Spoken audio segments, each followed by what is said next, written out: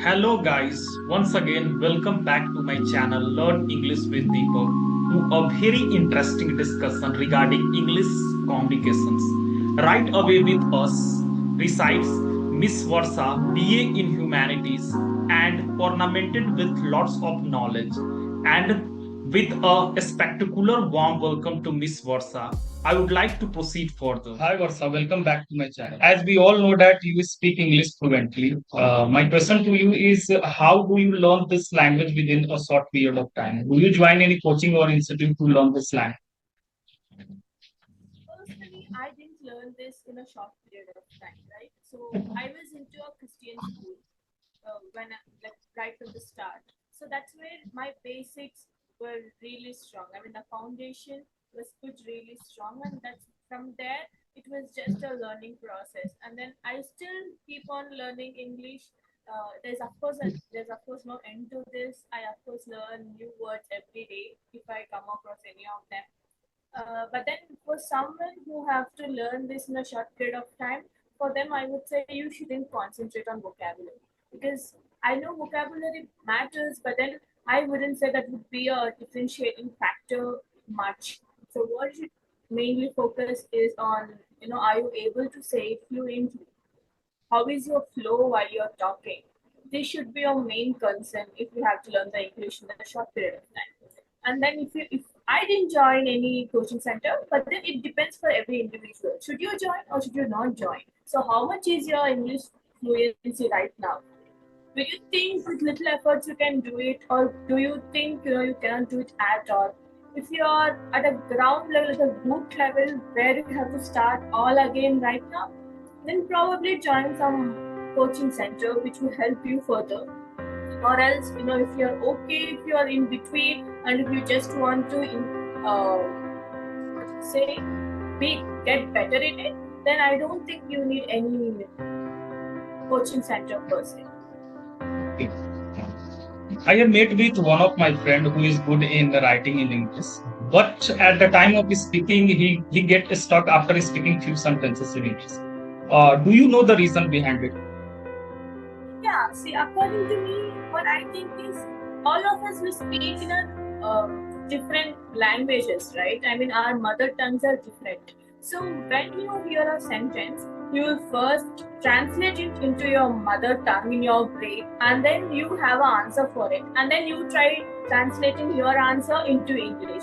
So that's where the whole process goes wrong. So my advice for this would be, try thinking in English. Unless and until you try thinking in English, your conversation in English is not gonna get better anyway.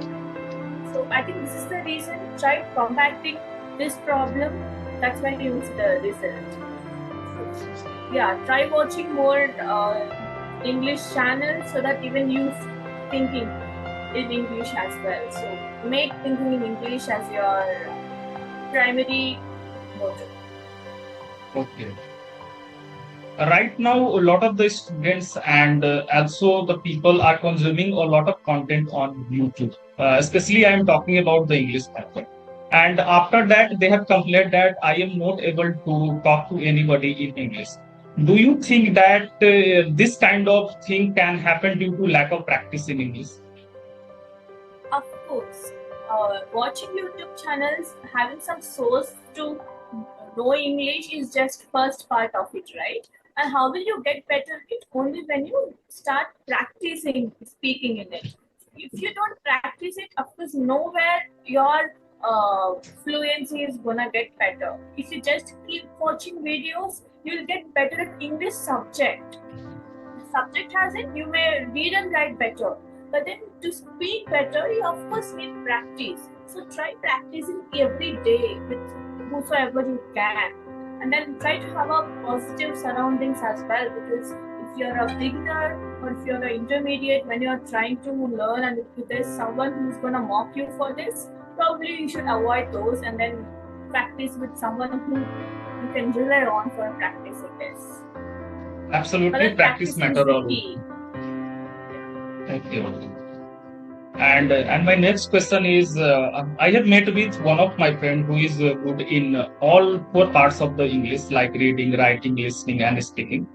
But but when he met with a stranger or participated in any types of public speaking, he hesitated a lot. Do you know the reason behind it?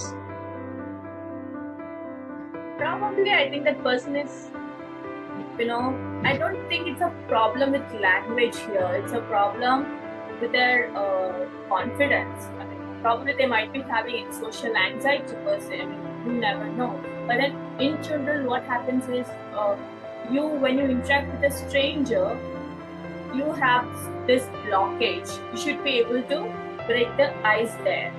And for few, they they get underconfident, they lose their self-esteem in these cases. I would say you don't have to go through that, because of course all of us are on the same path when it comes to strangers, right? I mean, none of us know who the stranger is.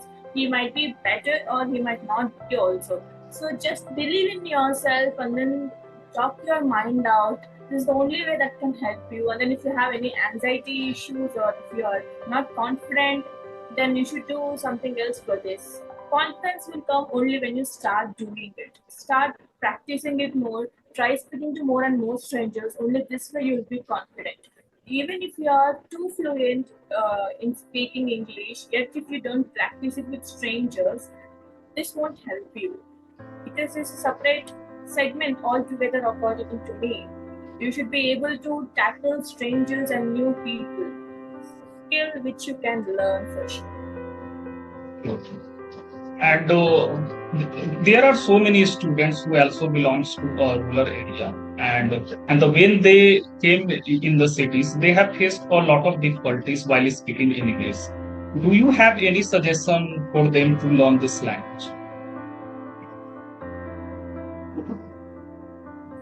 So when we talk about it's from rural area, so you're basically telling me that they're not very much used to talking English, right?